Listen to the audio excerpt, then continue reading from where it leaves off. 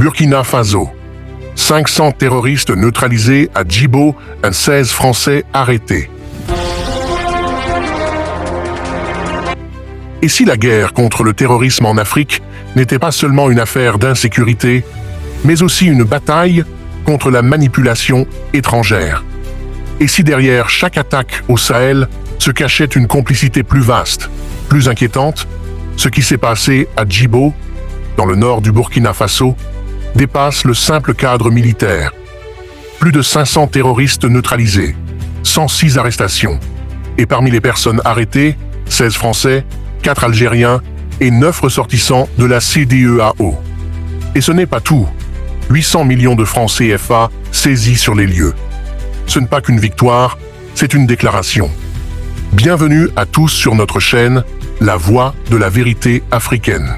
Aujourd'hui, on parle du Burkina Faso, d'un peuple en guerre, d'une nation en lutte, d'un État qui, malgré les pressions internationales, choisit de se battre seul, avec dignité et courage.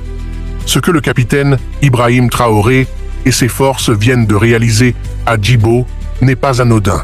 C'est une opération historique, mais c'est aussi une alerte, car les faits révélés remettent en question tout le discours qu'on nous sert depuis des années sur le terrorisme au Sahel. Le théâtre de cette opération, c'est Djibo, ville stratégique du Nord, proche de la frontière malienne, régulièrement ciblée par des attaques terroristes. Les forces armées burkinabées ont lancé une opération de grande envergure contre les groupes armés qui y sévissent. Résultat, plus de 500 terroristes neutralisés.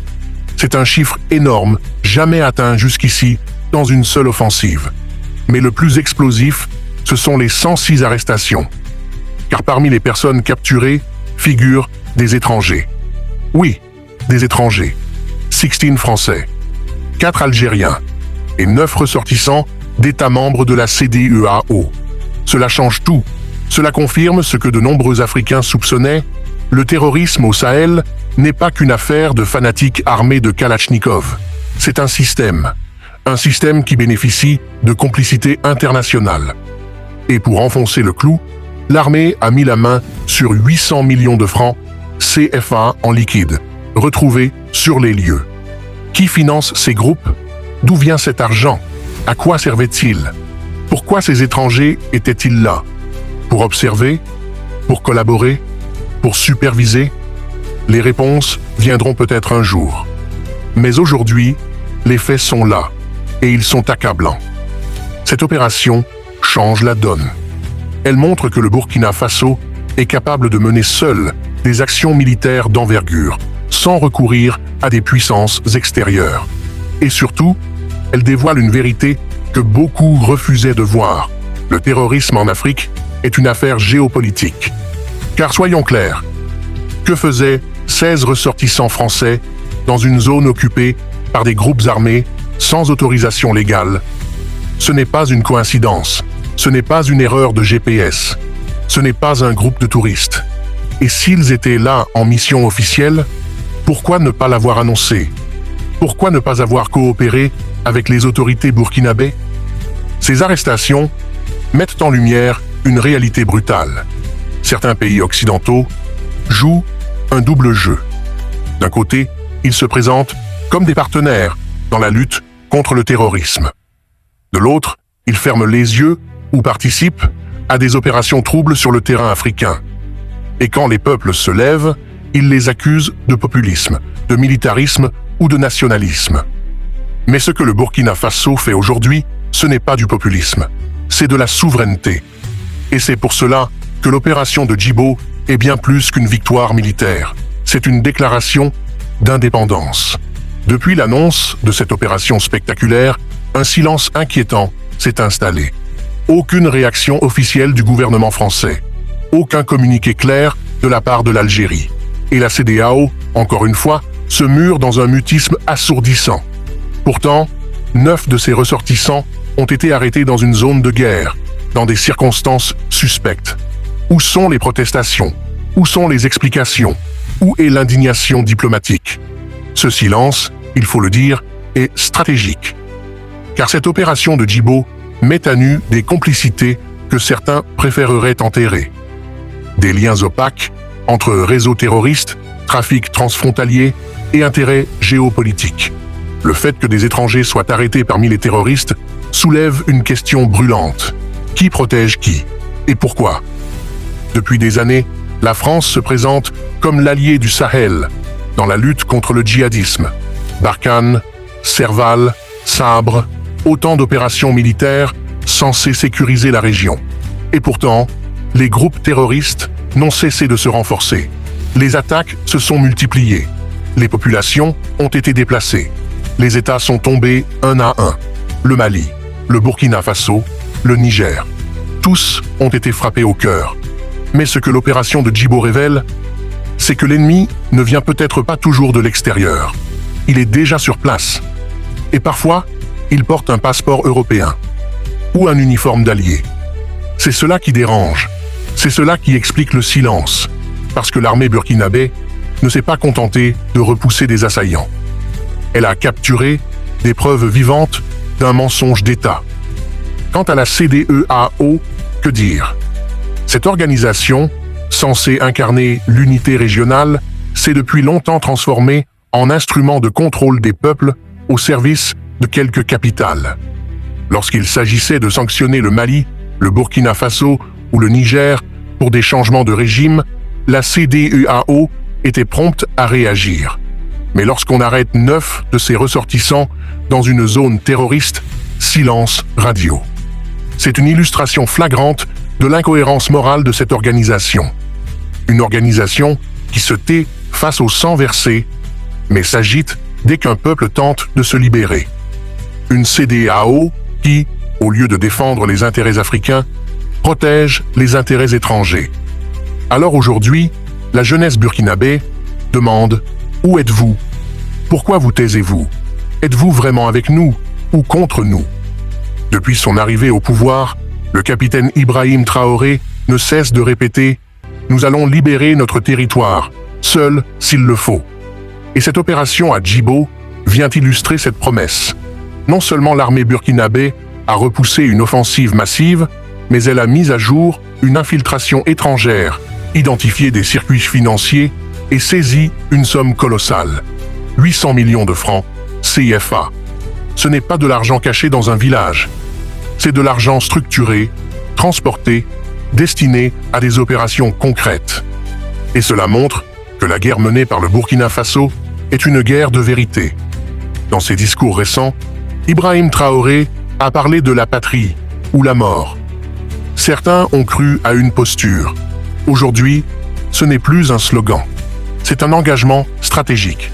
Et ce que beaucoup appelaient l'isolement du Burkina devient en réalité une libération du joug néocolonial. Dans les rues de Ouagadougou, de Bobo-Dioulasso, de Kaya, un seul mot revient. Victoire. Les Burkinabés n'applaudissent pas seulement la neutralisation de 500 terroristes. Ils applaudissent la vérité. Enfin, un État ose dire ce que beaucoup savaient, mais n'osaient pas dénoncer. Le terrorisme est aussi un business international. Et ce peuple, qu'on disait fatigué, résigné, reprend espoir. Car l'armée, cette armée qu'on avait critiquée, commence à gagner. Non seulement sur le terrain, mais aussi dans la guerre de l'information. Aujourd'hui, ce sont les faits qui parlent. Et le monde ne peut plus ignorer ce que Djibo révèle. Depuis que l'opération de Djibo a été rendue publique, les médias internationaux restent discrets, voire silencieux. Aucun grand titre occidental ne relaie cette victoire. Aucune analyse poussée sur la présence de 16 ressortissants français arrêtés aux côtés de terroristes. Pire encore, certains médias préfèrent parler d'arrestations douteuses ou tentent de faire passer cela pour une opération floue du régime militaire burkinabé. C'est là que le double standard devient évident. Lorsqu'un soldat français tombe au Sahel, les hommages pleuvent. Mais quand un pays africain neutralise 500 ennemis de la paix, rien. Aucun breaking news, aucun message de soutien, aucun reportage sur le courage des soldats africains. Pourquoi? Parce que cette victoire dérange. Elle contredit le récit dominant selon lequel les pays africains ne peuvent pas se défendre seuls. Elle dérange ceux qui veulent que l'Afrique reste dépendante, faible, soumise. La guerre ne se fait plus seulement avec des armes, mais avec des récits. Et dans cette guerre-là, les Africains sont trop souvent réduits au silence. Mais pas cette fois, car aujourd'hui, c'est l'armée burkinabé qui impose le récit. Ce sont les faits, les chiffres, les images du terrain, les témoignages qui parlent. Et c'est grâce à ces éléments concrets que la jeunesse africaine commence à comprendre que le terrorisme n'est pas qu'un danger armé. C'est un outil de domination géopolitique. Depuis des années, les chancelleries occidentales, France, États-Unis, Union européenne, multiplient les discours sur la lutte contre le terrorisme, la coopération sécuritaire, la stabilité régionale. Mais l'opération de Djibo révèle une vérité très dérangeante. Certains de ses partenaires sont peut-être partie prenante du problème. Prenons un exemple simple. Si 16 Africains avaient été arrêtés sur le territoire français avec des armes et des millions d'euros en cash, quelle aurait été la réaction? Arrestations massives, une couverture médiatique mondiale, déclarations officielles, procès immédiat. Mais ici, rien. Silence, détour, discrédit. Pourquoi? Parce qu'il ne s'agit pas de justice. Il s'agit de pouvoir. Le pouvoir de contrôler l'image, de manipuler l'opinion publique et de maintenir des intérêts stratégiques dans une région riche en ressources, mais dirigée par des peuples en réveil. Ce qui s'est passé à Djibo n'est pas qu'une victoire militaire. C'est un signal, une étincelle, un cri d'émancipation. C'est la preuve que les armées africaines, quand elles sont libérées des chaînes de la tutelle étrangère, peuvent gagner. Mieux encore, elles peuvent exposer la vérité. Et dans ce monde où tout est mensonge diplomatique et storytelling médiatique, la vérité est l'arme la plus puissante. Djibo, c'est l'Afrique qui se regarde enfin dans un miroir et qui dit « Non, nous ne sommes pas faibles. Non, nous ne sommes pas seuls. Et non, nous n'avons pas besoin de tutelle pour exister. » 800 millions de francs CFA, 106 arrestations, des étrangers au cœur d'une cellule terroriste. Ce n'est plus une hypothèse, ce n'est plus une rumeur, c'est un choc. Et ce choc doit réveiller les consciences. Car aujourd'hui, chaque Africain doit se poser une question. Qui finance vraiment notre insécurité? Pourquoi nos ennemis se promènent avec des passeports diplomatiques? Et surtout, pourquoi le monde ne dit rien quand nous découvrons la vérité? Ce qui s'est passé à Djibo ne peut plus être effacé, ignoré ou minimisé. Les chiffres parlent d'eux-mêmes. Plus de 500 terroristes neutralisés, 106 personnes arrêtées, dont 16 Français, 4 Algériens, 9 ressortissants de la CEDEAO et 800 millions de francs CFA saisis. C'est une opération chirurgicale, menée par une armée nationale dans un contexte d'isolement diplomatique, mais avec une force de conviction inébranlable. Le Burkina Faso se bat seul, pour lui-même et pour l'Afrique entière. C'est cela le tournant. Djibo, c'est la bascule. Le moment où un État africain ose non seulement défendre son territoire, mais aussi dire au monde « Vous ne contrôlez plus le récit. Nous savons ce qui se passe, et nous allons l'exposer. » Cette opération n'est pas seulement burkinabé, elle est africaine dans son essence. Elle nous enseigne que nos armées, quand elles sont dirigées par la volonté populaire et non par des ordres extérieurs, sont capables de résultats. Nos États, quand ils coupent les chaînes de la soumission, peuvent protéger leur peuple. Nos peuples, quand ils sont bien informés, refusent la résignation. Aujourd'hui, chaque pays africain en proie à l'insécurité doit regarder Djibo et se demander: avons-nous le courage de nommer les choses? Avons-nous la force d'assumer notre souveraineté, même au prix de l'isolement international? Les armes ne suffisent pas. Les victoires sur le terrain doivent s'accompagner de victoires dans les consciences. Car tant que les récits seront dictés depuis Paris, Londres ou Washington, l'Afrique ne sera jamais libre. C'est pour cela que ton rôle, à toi qui écoutes, est crucial. Tu es la voix relais. Tu es le média du peuple. Tu es celui qui transmet ce que les chaînes refusent de diffuser. Et à travers ta voix, C'est l'Afrique qui se réinforme, qui se réveille, qui se réarme, intellectuellement. Ce slogan n'est pas une formule creuse, c'est une boussole, une promesse, une ligne de front mentale. À Djibo, cette promesse a été tenue. Et elle doit maintenant s'élargir à tout le continent.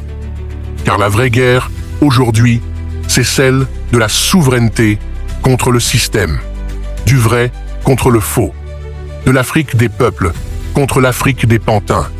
Chaque peuple a son Djibo, chaque pays a son combat à mener. Et c'est ensemble, en partageant nos vérités, en dévoilant les complices, en soutenant nos armées populaires, que nous reprendrons le contrôle. Si tu veux que la vérité de Djibo circule, like, partage, abonne-toi, fais tourner cette vidéo dans chaque groupe, chaque école, chaque pays. L'Afrique n'a plus besoin de chaînes télé, elle a besoin de conscience.